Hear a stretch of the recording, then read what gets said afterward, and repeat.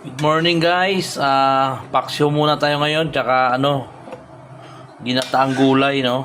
Yan muna yung ulam natin. Hindi na tayo nag pork, chicken kasi lagi naman.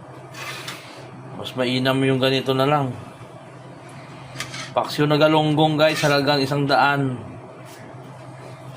Hindi ka na logi. Hindi ka na logi sa ganitong ulam. Healthy pa kasi isda. Hindi lagi na lang pritong adobong baboy, adobong manok, sinabawang baboy.